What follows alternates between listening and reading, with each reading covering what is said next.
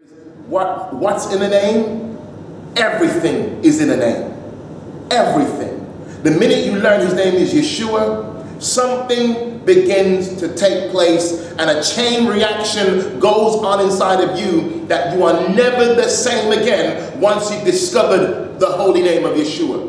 Your whole life and outlook and understanding and comprehension of the word changes. You realize now that the necessity to understand the Bible from its Hebraic perspective becomes absolutely essential in order for you to comprehend the words of the emissaries and the prophets. If you do not understand them from the Hebraic perspective, my dear brother and friend, sister, you are completely missing it.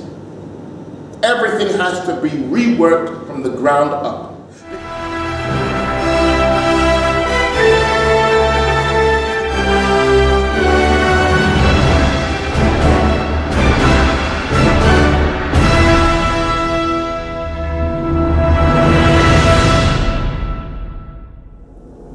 Shalom friends, thank you for clicking on the video. Welcome to Ahavah Fellowship. We enjoy this ministry, we love what we're doing, we're excited about what we're doing. Every week we see new believers coming to Yeshua from every different ethnic group you can think of, and it truly is a fulfillment of prophecy that my house shall be a house of prayer for all nations and all peoples. So as a pastor, this is my joy to see the word of Yah being given to the entire world. And every nation is blessed because of what Yeshua has done. And because of his resurrection, we have new life in him. I encourage you to come visit us at 223 Frederick Road, Aston, Birmingham. We meet fortnightly at the moment at St. James Parish Building. We would love to have you come through our doors so we can fellowship with you. In this, the last part of the 5-part series that I've been teaching called the Way Induction Course, we're concluding with looking at the future of the Hebrew Roots movement and what will that look like. So without further ado, let's get straight into this. Shalom, thank you for clicking, and we'll look forward to seeing you soon. Don't forget, click on subscribe, click on the bell with parentheses. Shalom. Shabbat Shalom, I am Gary Parks, and welcome to Ahavah Fellowship. We are so excited and we're so thankful for you joining us today. If you're watching us via live stream, we're so encouraged by all the messages that are coming in from literally the 4 corners of the world. It's encouraging me, it's encouraging the ministry, and I think what I hear is encouraging you all. And this ministry is set for the edification of Israel all over the world, for the nations to come into the household of Israel. This is the will, this is the way of the Messiah, Yeshua HaMashiach. I'm excited to be delivering this series. This is now the penultimate part of the series of the Way Session 5. Tab, as you've noticed on the screen, we are now in the last of this message that's going out to all the nations. And I'm hearing such a wonderful report, as I've said before. So I really do covet your prayers as well, by the way, for this ministry, for the message of the Messiah, the good news, the flesh that makes us one, is what the word Messiah means. I encourage you, please, please, please, sow into this ministry. This is good soil. It's reaching out to America, to Alaska, it's reaching out to Africa, Pakistan, and India, and goodness knows other nations around the world. And we really do depend upon the support of the faithful Mishpachah, the community of Yeshua, to keep this ministry going. I really do believe that this ministry has been set up, and I know I've been called to the nations. And we are called to bring Israel back home. Israel is scattered, not lost. Israel is scattered to the 4 corners of the world, to India, to Africa, to the small Polynesian islands, to New Zealand, Australia. We don't hear much about this, but this is the truth. Amongst the Native American Indians, Israel has been there for literally hundreds and hundreds of years. So when you sow into Ahavah Fellowship, you're not just sowing into a man, you're not sowing into me, you're sowing into the kingdom of Yahuwah. So this is a vital call to Israel, who know they're Israel, to get involved and to supply what this house needs in the giving of the good news. So I really encourage you, please, please, please take a look at the website, ahavahfellowship.com/about. And you can find our PayPal details there, or if you're within the UK, in fact, you can do international banking transfers. The banking account details are there to do a direct transfer into the account. Let's move forward. So today we're covering a lot of ground. I've just put one simple overall heading: the future of the Hebrew Roots movement, both good and bad. So the future of the Hebrew Roots calling. Now, let's take it from a very simple step. When you're coming into the Hebrew Roots and you begin to do your studying, one of the things you'll notice, and one of the things that will arise out of your studies, is that the name of Yahuwah has been removed from your Bible and replaced with the word Lord or God. Over 7,000 times in your Bible. Over 7,000 times in the Bible where the name of Yahuwah is mentioned, it's been removed and replaced.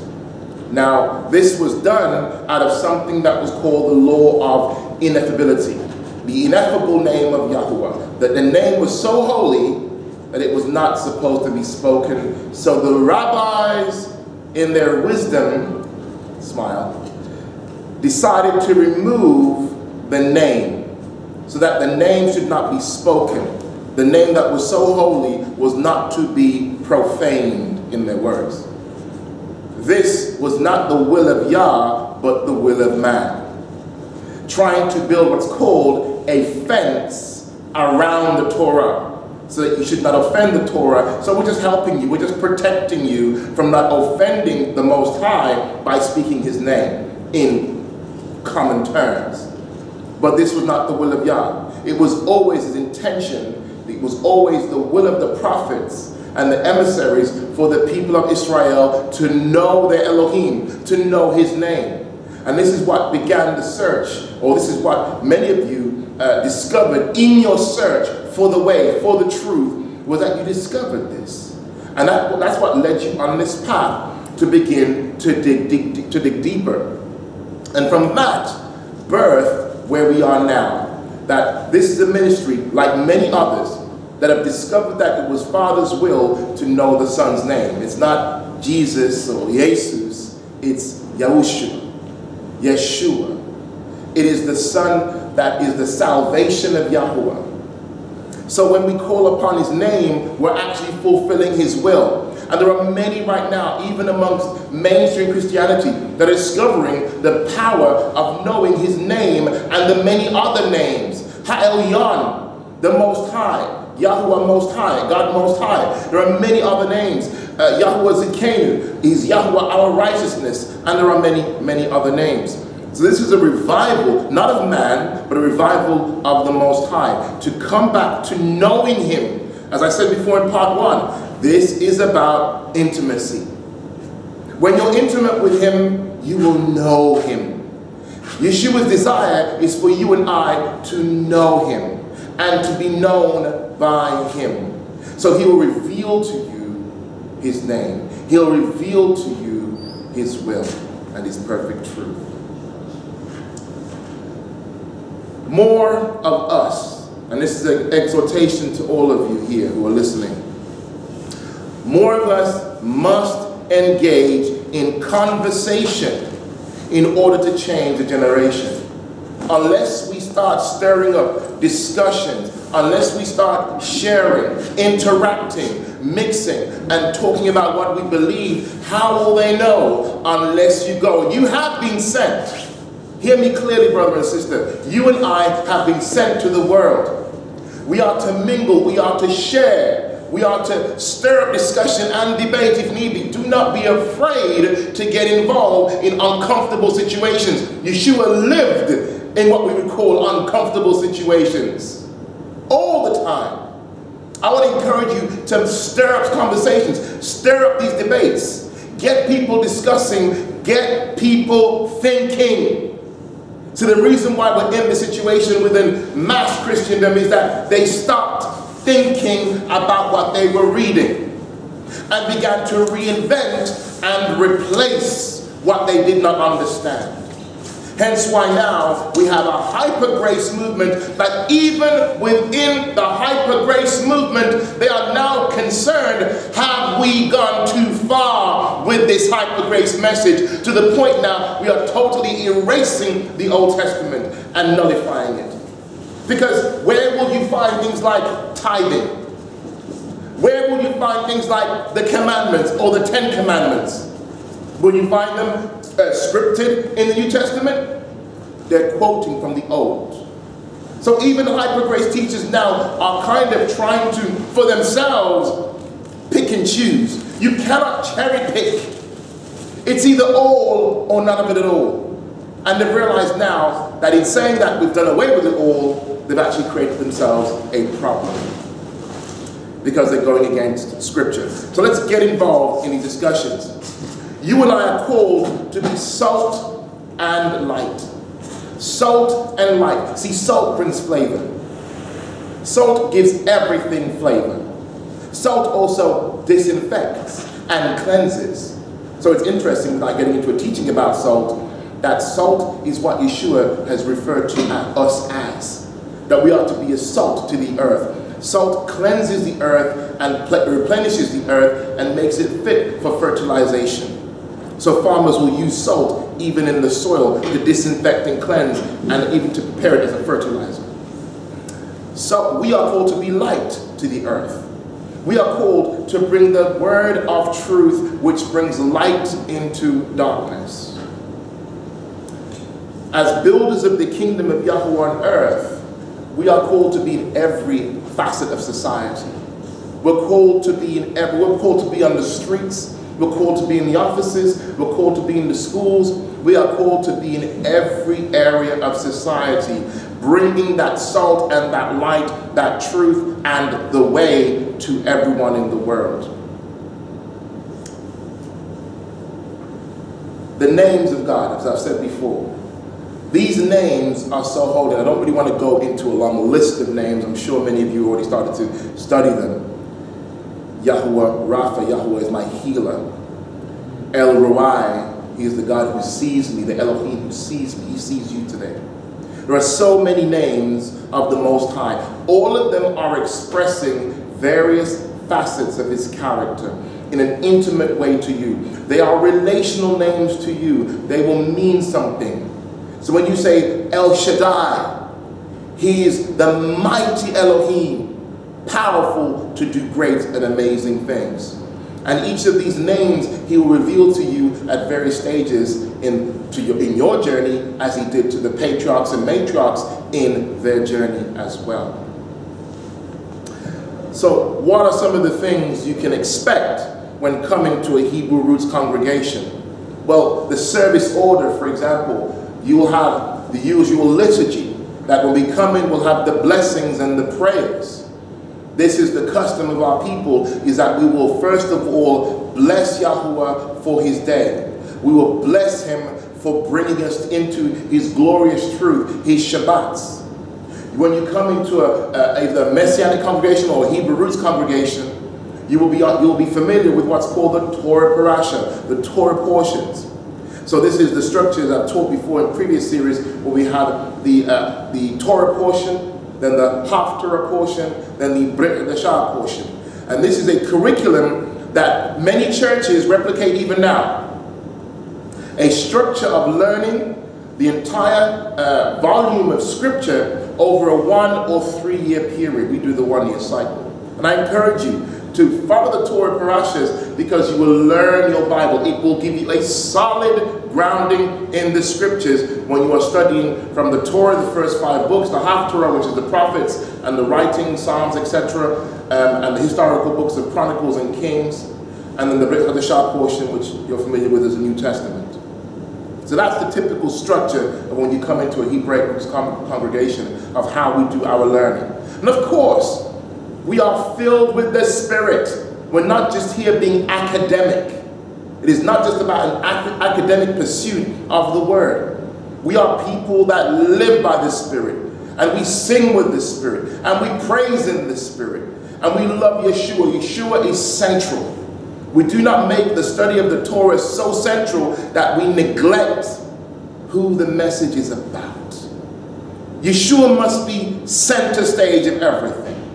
So when we light the menorah, the shamash, the center candlestick, is Yeshua. So he is very central in everything that we do.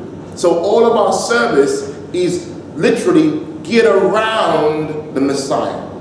So he's never left out, he's placed dead center, in fact, living center of the congregation and all that we do in our service order.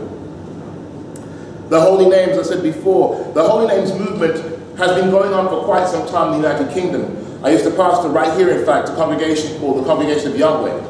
And it was set up by a gentleman who was in the British Army, and he was stationed in Israel. And while he was in Israel, he discovered that they weren't calling Jesus in the congregation that he was at. They were calling on the name Yeshua. And he was confused because he really believed with all his heart and soul, as many of us did, that the name Jesus was the authentic name of the Messiah. But he was shocked and stunned to learn that it was never the name of the Messiah, but Yeshua was the Mashiach. And that, for many of you, was the trickle that became a dam and then a flood, and your whole world changed. Well, it did for Peter Warsop, who was the founder of the Congregation of Yahweh, and is stationed and settled in Nottingham. So if you're in Nottingham and you need a congregation to go to, I can highly recommend the Congregation of Yahweh. They are beloved brethren to myself, and I can encourage you to go there if you live in Nottingham. But that began a tidal wave in Peter Warsop's life. Coming back to the UK, he literally changed the game in Nottingham, literally. And many, many people have come to know Yeshua HaMashiach, the Torah, the Brit Hadashah, and their salvation in Yeshua through that ministry. But the Holy Names movement has been a global thing, where people have literally experienced a revival in their journey in coming to the truth through knowing him as Yeshua. It changes everything. There is what's in a name? Everything is in a name. Everything. The minute you learn his name is Yeshua, something begins to take place and a chain reaction goes on inside of you that you are never the same again once you've discovered the holy name of Yeshua. Your whole life and outlook and understanding and comprehension of the word changes. You realize now that the necessity to understand the Bible from its Hebraic perspective becomes absolutely essential in order for you to comprehend the words of the emissaries and the prophets. If you do not understand them from the Hebraic perspective, my dear brother and friend, sister, you are completely missing it. Everything has to be reworked from the ground up. Because why? The gospel, the good news, the Messiah, it was written by Hebrews, for the nation to become Hebrews. Because you're meant to cross over as well, which is what the word Hebrew means. One who has crossed over. You are meant to cross over. We are all meant to cross over. And I'll come back to that point a little bit later. Another trait, another important aspect of the Hebraic roots congregations is that we keep not just the Shabbat. There are other Shabbats. There are 7 feasts which are most holy to Abba Father. And if they're holy to him, they're meant to be holy to you too. And guess what? The Bible from beginning to end makes it clear that the feasts were perpetual. Go look up the word perpetual in your dictionary, friend. See what the word perpetual means. Perpetual means forever and forever and ever, ever, and ever, ever. So I see nowhere in Scripture, nowhere at all, that the feasts of Yahuwah are done away with. Go ahead, sister. I was reading about one of the feasts about if your family wasn't big enough, that you bought with another family or community a lamb, then you killed it and stuff, and it had to be a male unblemished. How do we apply that though to today when, like, say, I'm living in, I don't know, Longbridge and somebody's living in Ipswich, and how do we apply the practicalities? How can we practically the logistics of it all? Yes. So if you're on your own and you have no one to fellowship with, is that what you're saying, basically? Yeah, or if there's like 2 people in your house sort of buying a lamb, realistically, all of those type of things, how do we, in a modern day, how do we do it? I think very simple. I think for me, I was on my own. And as for me, and that's it, I keep the feast by myself if I have no one to fellowship with. Okay? But you're never alone. Yeshua is always with you. And that became my prayer. Father, bring me around people that believe as I do, that I can have fellowship. Because Father does not desire for you to be on your own. But the truth is, and as we saw from the DVD that we watched before, there are many people across the world, even married, but they're alone in their marriage, in their belief. And they have no one, no mishpachah like Ahavah to have fellowship with. They have no one to share the name Yeshua and the joy of knowing the name. And then when the feasts come around, they're on their own. But you know what? Sometimes I believe that Father has you go through those alone moments, because that's when you know whether you really stand on what you believe in. When you're alone. Jacob, Ford of Jabbok, wrestled with Yahuwah, with the angel of Yahuwah alone all night. And sometimes you have to go through those nighttime wrestlings when there's no one else around, just you and the Most High, you and the angel of the Most High. And you're going to have to wrestle it out on your own. You're going to have to stand on your own. Because if you can stand on your own, you can stand in a congregation. Because in a congregation, some stuff can happen. And you have to know that Father planted you here. And when you're planted, trees don't walk around on their own at nighttime. Okay?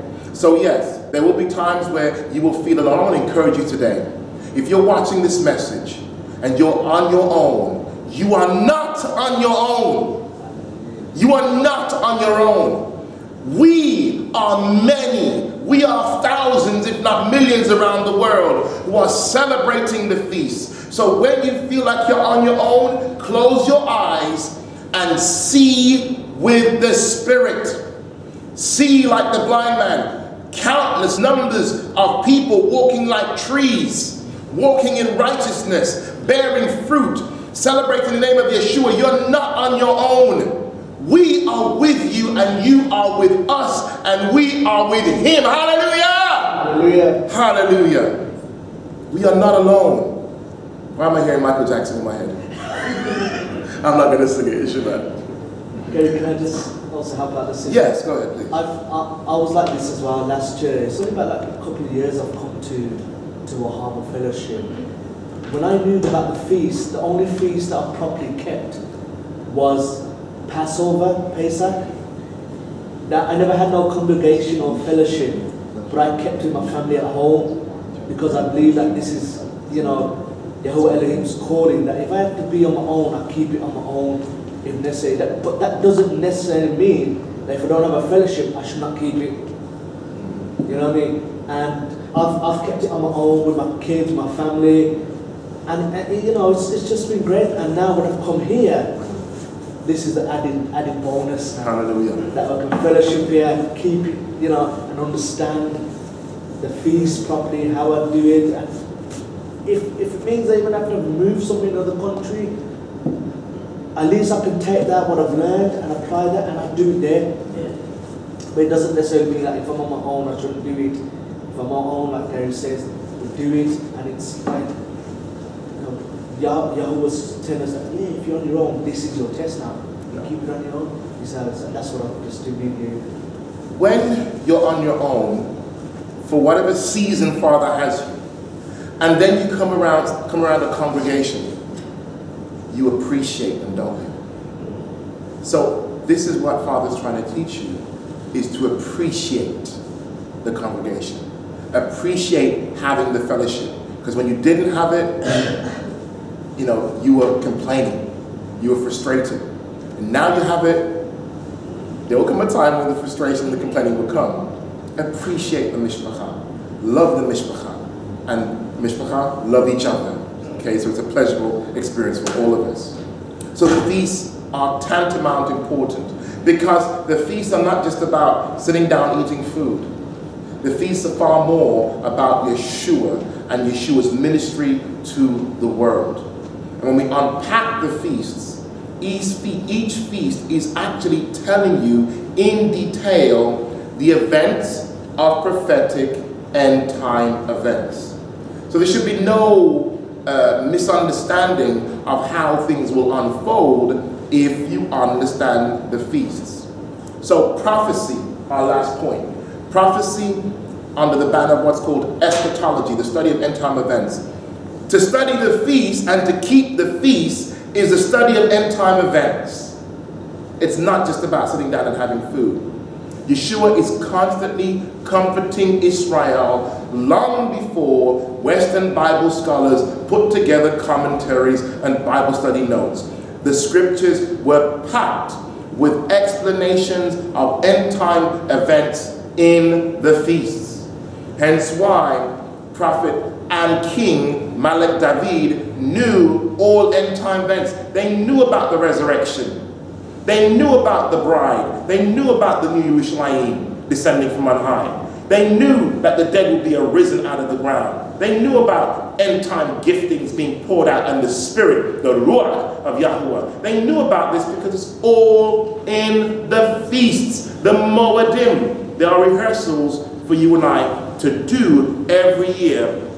And already we're getting excited. The building is coming up now for Pesach, which is our real New Year's Day. Okay, so scripture tells us that Pesach is the head of the year. So I'm excited about Pesach this year.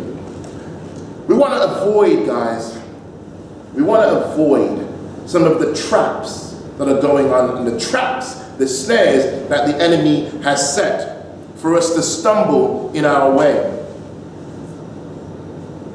And one of those such traps is religiosity. This whole thing of making this movement, this calling in the hands of men again can become very religious. But it's nothing new to us. We experience that in Christianity. Religion. I don't care for religion. I don't care for religions of man. I care for the truth and the way and the life that Yeshua has given me. Religion will ensnare you and box you into a system of man that can deviate very quickly away from the will of Yah. So any movement can be subjected to this.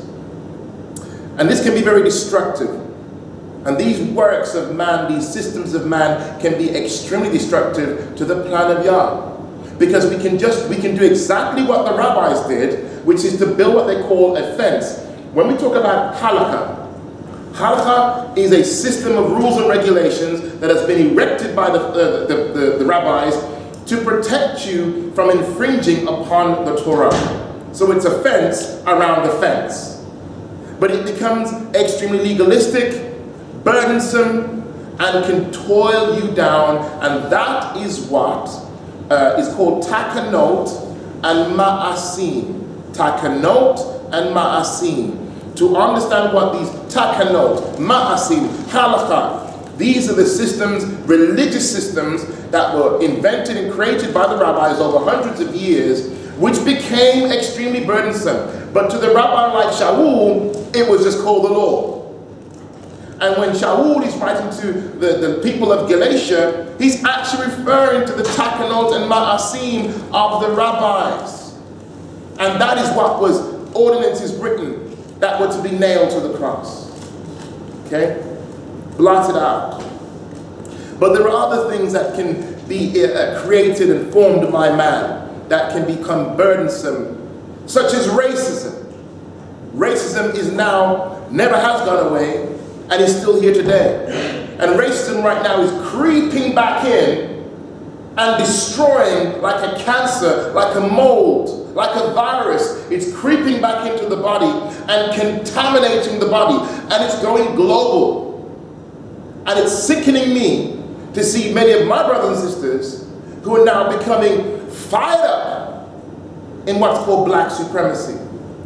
But I'm going to deal with that today. And if you're involved in that, I want to call you to come out of her, my people, that you be not partakers in her place. Yes, I'm speaking to a particular global group of brothers and sisters who are now becoming corrupted.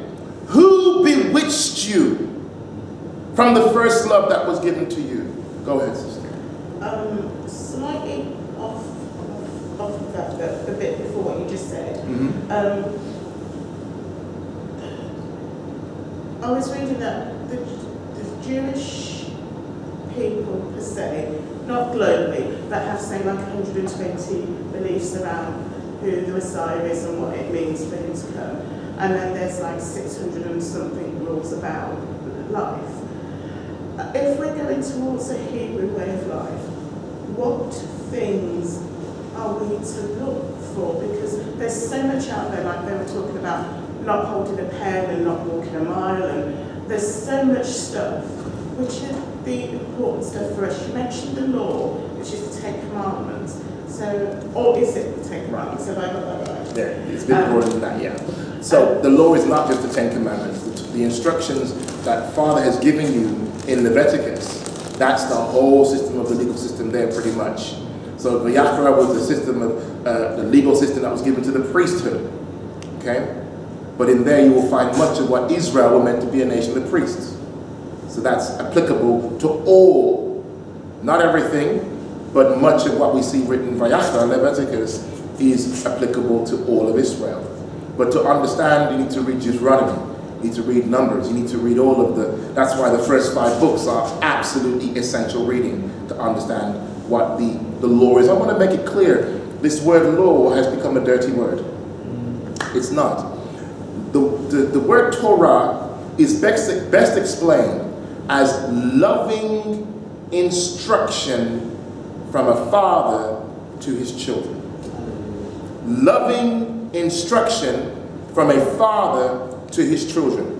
For them to grow up right. Neglected, crooked, out of the way, out of covenant. Okay? But what you're talking about is what I said before when I mentioned takanot, ma'asim, halakha. Rules and systems created by the rabbis, not by the Father, to protect you as they see fit from breaking the Torah. Okay? So, it's a system that man has implemented because they thought, Father needs some help. We're here to help him. He left some things out. We're just going to put some dots and some crosses on the T's and the I's because a few things were left, you know. He needs a little help. It's never a good idea to help Father. Never a good idea. So one of the things I want to be very careful because I have many friends who consider themselves in the messianic, who practice messianic Judaism, and we've got to be very careful with that one. Because everything is kind of in flux, guys, to be honest with you. Things are evolving. Messianic Judaism is evolving. The Hebrew roots calling and movement is evolving. Christianity has been evolving, and the proof of that is we have over now 50,000 different denominations. Don't tell me Christianity isn't evolving. From one Bible, from one way, we now have over 50,000 different Christian denominations. So even Christianity has been evolving over the 2,000 years. So we have Messianic Judaism, and by that very title, that says a lot. In that it is a growing deception that replaces truth with modern day Pharisaism. And I don't really want for the Mishpachah to get caught up and entrenched. And much of those groups, and not everyone is the same. Some literally do immerse themselves in Yeshua and in the Ruach, and they have a very good balance. But there are others that I have fellowshiped with over the years of my journey that have neglected Yeshua altogether. He's mentioned, but his presence isn't there. That when you go into those congregations, it's all about the Torah. It's just about studying the Word, but yet a real understanding of it isn't ascertained. Yeshua is not central. The Ruach is not even acknowledged. And there is much that is void in such congregations. In fact, it's so much about being Jewish. It's all about the talit. It's all about wearing kippahs, yarmulkes. It's all about phylacteries. And that is not what we're called to. Okay? It is not based, you being a Hebrew is not based in outwardly signs and shows. You being a Hebrew is everything to do with your heart and mind, and your lifestyle, your conduct, your beliefs, your faithfulness. So I want to encourage you today, if you're thinking that that is the way for you to go, I would say, don't pursue being Jewish. That's not the goal. And what does that mean to be Jewish? That's another conversation. Pursue Yeshua. Pursue the Word.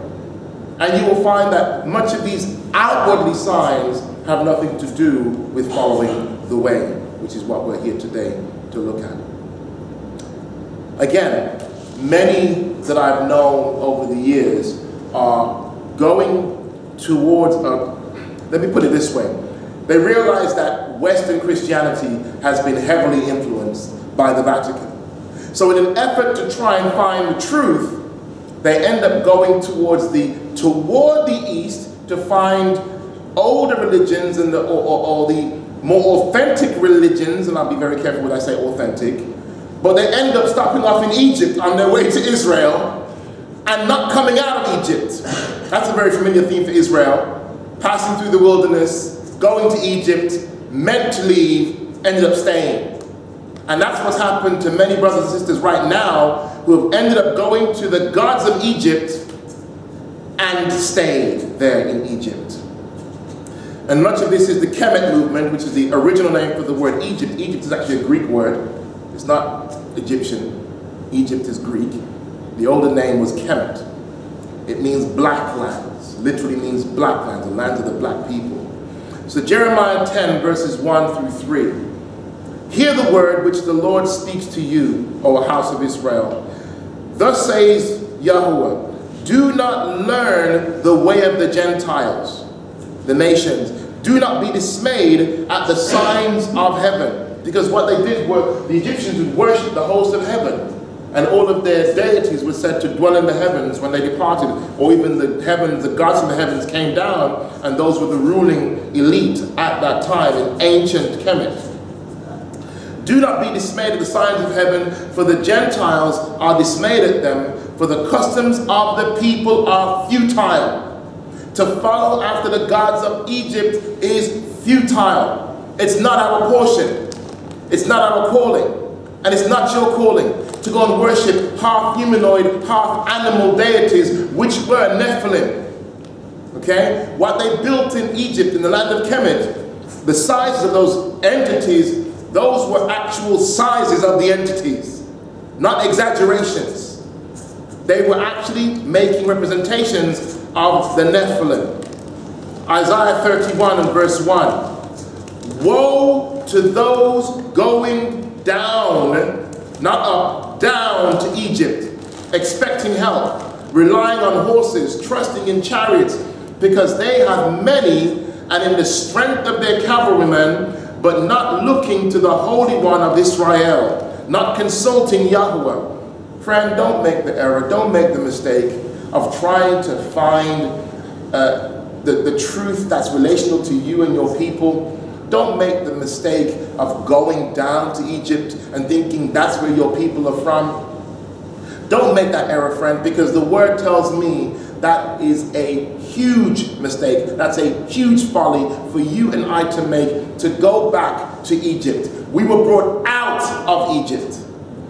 Okay? When we talk about Passover, the Passover, the Pesach, it's all about deliverance from the gods of Kemet. When we look at the whole of the 10 plagues, which is funny enough, we're looking at that today in today's Torah portion in Vayera, that we're going to talk about the fact that Yahuwah had power over all, what, 300 and something gods of Kemet, I believe?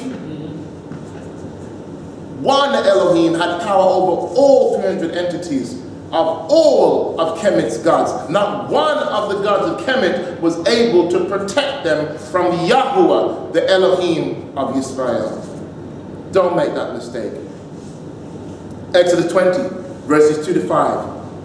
I am Yahuwah, your Elohim, who brought you out of the land of Kemet, out of the abode of slavery. You are to have no other Elohims before me, no other gods before me. You are not to make for yourselves a carved image or any kind of representation of anything in heaven above, on the earth beneath, or in the water below the shoreline.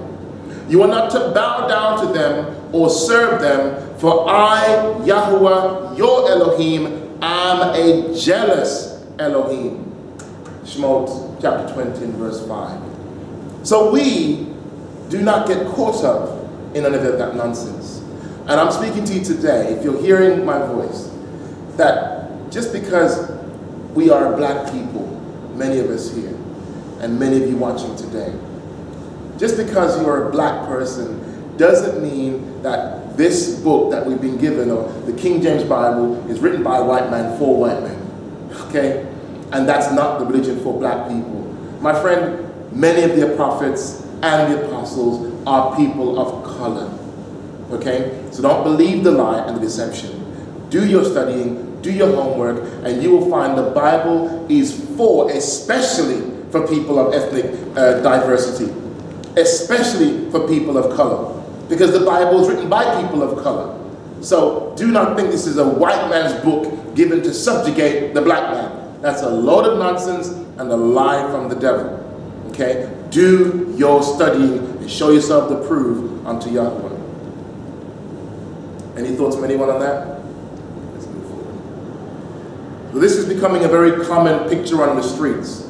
To see men standing on street corners, hollering and shouting abuse and insulting and driving fear into the people. And I'm ashamed to see many of them are black men and women who are teaching another gospel. It's not even good news. You're teaching another message. You're not in line with the scriptures. And many of you who profess to know the scriptures are really the question. You think you know the scriptures, but do you know Yeshua, and does Yeshua know you? And this is going on all over the world. This is not a small thing being done in the corner. It's a global thing. And it's concerning me greatly because I'm seeing young men filled with anger and rage and very little knowledge of the word. You've memorized a few scriptures, you think you know the Bible, but you know nothing, my friend. If you teach what I'm hearing on the streets, that the nation of Israel is only for black people, you've never known Yeshua. You've never known the truth. You've not come to know the love that the Messiah has for his people around the world. Many are now joining these groups, and I have no qualms in calling out names.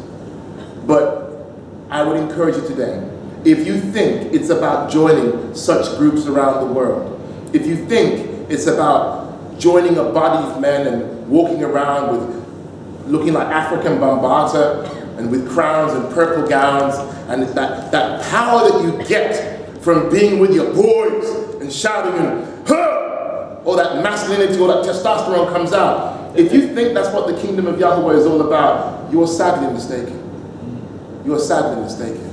And Father can humble you. That is nothing, regardless of what you call yourselves, that is nothing but black supremacy. It's not new. It's been around for a long time. And it's crippling the body. It's giving a very bad representation of Yeshua to a decaying world. We don't need it. The world does not need you if that's what you're coming with. The world needs to know about the love and the forgiveness and the deliverance that comes from knowing Yeshua. I taught in the previous session, I think it was session 3. I'm going to revisit it now because many of you who are involved in these black supremacy groups calling yourselves Hebrews are actually far from Hebrews. You're nothing like Israel. John 3:16, let's go over it again. I'm going to quote it from the King James and I'll replace the words. For Yahuwah so loved the world, and that word world is the Greek word cosmos, G2889. And cosmos means cosmos. Okay? So it's not just the world, he loved the universe. So he loved everyone and everything in the universe. How can you teach that that word world refers only to black people? you are straight up lying to the people and deceiving the masses. It says, for Yahuwah so loved the cosmos that he gave his only and unique son. I'm reading from the Complete Jewish Bible. Whatever version you have, doesn't matter. So that everyone, let's take a look at that word everyone. Because you're teaching that the word world and everyone only pertains to a particular ethnic group. But the word everyone is the Greek word, the Strong's number is G3956. The Greek word is pass, as in passengers. So when I get on board a bus or I board an airplane and they say passengers may come on board, does passengers only mean black people? Does passengers only mean Asian people? Does passengers only mean, passengers mean everybody can come on board? Hallelujah. Everybody. And that's what the word here, everyone, everybody, everything. Ask yourself a question. What came on board the ark of Noah? Just black people? Just white people? It was everybody and everything that was created. Human and animals are going to be saved. So the scriptures teach me that Yahuwah so loved the cosmos that he gave his only and unique son for the cosmos, so that everyone and everything who trusts in him may have eternal life instead of being utterly destroyed. For Yahuwah did not send the son into the world to judge the world. You're judging people. You're judging people. You're not coming in the spirit of Yeshua. You're coming in a spirit that is not of Yeshua. But rather, so that through him the world might be saved. John 3:16 is so simple. And Yeshua is very simple. But yet you make it complicated and convoluted, and you corrupt the beauty of the good news. But it doesn't end there. We're going to totally stamp on this. John chapter 1, verse 11 through 12. And even though I covered this in the previous message, it needs to go out again. Repetition deepens the impression. He came to his own. John chapter 1, verse 11 through 12. He came to his own homeland, yet his own home people. So he came to his own homeland, yet his own people did not receive him. But to as many as did receive him, to those who put their trust in his person and power, he gave the right to become children of Yahuwah. Not because of bloodline. There you go. Not because of bloodline. Not because of physical impulse or human intention, but because of Yahuwah. So my friend, the gift of the good news is not dependent on your ethnicity, not dependent on what bloodline you're from. It is the gift of Yahuwah to whosoever would put their trust in him. So Ahavah is a mixture of all the different people groups in the world. Our doors are open to the nations to come into the house of Israel and become one, naturalized into the house of Israel. And I love the fact that, if you think that it's all about just one particular ethnic group, it says that he came to his own homeland, yet his own people did not receive him. So he went to whoever would receive him. And if he receives them, why don't you receive them? If you are in Yeshua, how can you not receive the nations that Father has received? He's drawing them with cords of love. So instead of judging them and hating them and shutting them out, why don't you open your arms to them? If you're going to stand on the street corners, why don't you help some people instead of judging some people? Help the homeless. My last text on this subject. Matthew 23, verse 13. Let this be a warning to all of you Hebrew Israelite brothers and sisters who believe that you are the chosen, because you are doing what our forefathers did. And I'm not saying that. Let the word speak that. Matthew 23, verse 13. But woe to you, scribes and Pharisees, hypocrites, for you shut up the kingdom of Yahuwah, the kingdom of heaven, against men. For you neither go in That's the problem. You haven't gone into Yeshua. You haven't gone into the kingdom. You haven't really crossed over. You yourselves neither go in yourselves, nor do you allow those who are entering to go in. So you haven't entered the kingdom. That's the problem. You haven't gone into the kingdom. You haven't entered into Yeshua yourself. But now you want to prevent others from coming in also? Woe unto you, scribes and Pharisees, hypocrites. Hypocrites, all of you. That you are actually becoming more anti-Christ than the Christ. More anti-Messiah than Mashiach. That you shut up the way. You have not gone in, but you're obstructing the way. You're blocking the way. You don't want anybody else to enter in. Well, Yeshua will deal with you. This is a warning.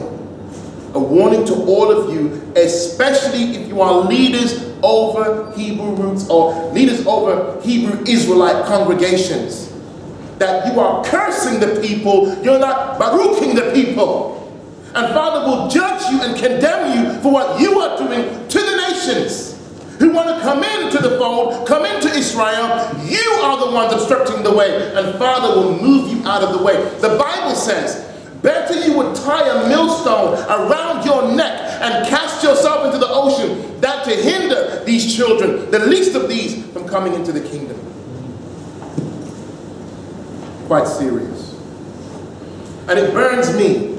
It really does burn me to see young men and young women with so much potential that I would love to have them in here and we would fellowship and we would study the Torah together and we would grow in Mashiach together.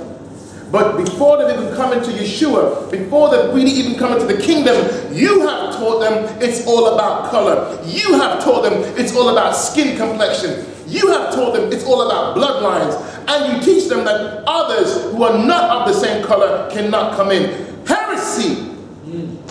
That's an abomination. Father did not call you to teach if that's what you teach. I know I'm sounding strong today, but I want you to hear me, and I want this to go across the world.